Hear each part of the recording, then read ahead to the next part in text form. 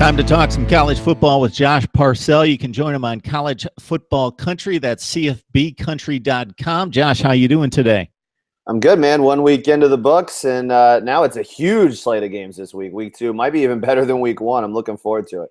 You know, Josh, it's really crazy because when I looked at the TV schedule, this is my one dilemma during college football. So I love when it finally gets here, but you can't watch like 5 games at the same time, or at least you can try. But, man, Saturday night is just crazy with Georgia, Notre Dame, Oklahoma, Ohio State, Stanford, USC, Clemson, Auburn, all kicking off pretty much at the same time.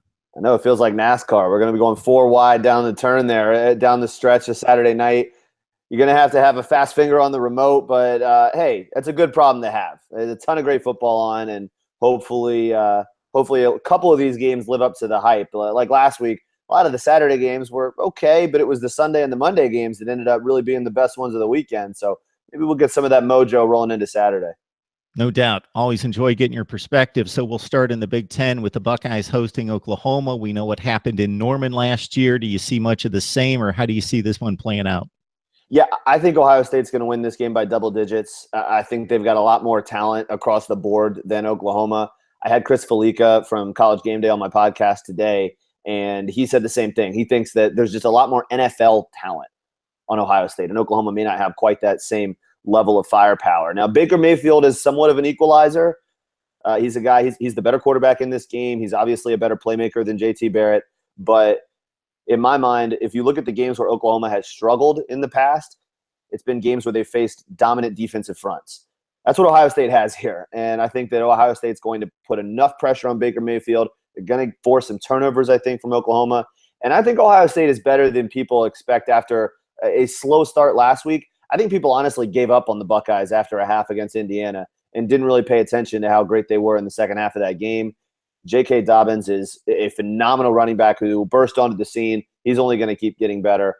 I think Ohio State wins this game, double digits. A high-scoring game, but I think the Buckeyes win pretty comfortably. For people that really know football and were watching the first half of that game, Richard Lago was playing out of his mind. He was throwing the ball on the money, and the wide receivers are really good at Indiana. And Ohio State's DBs, they weren't getting burned. They were right there to make a play or make a tackle. They were just getting out-fought for the football, or it was just placed in the perfect position, and that just couldn't keep up. Indiana just couldn't keep up the perfection on offense, number one. Number two, Ohio State knows that nobody can run on them, especially Indiana, so they just bring down the safeties, and it was almost like they were double covering in the second half, and he's got to hold the ball for a half count later. The defensive line's in his face and throwing him down, and that was end of story there. And I feel much the same. Oklahoma's really good. They've got playmakers on offense, but they don't have that running game that they had last year with P. Ryan and Mixon to even give pressure off of Mayfield to make it much of a contest. Of course, they're a very capable team. It could be a good game, but I expect Ohio State to be somewhat dominant late in the game.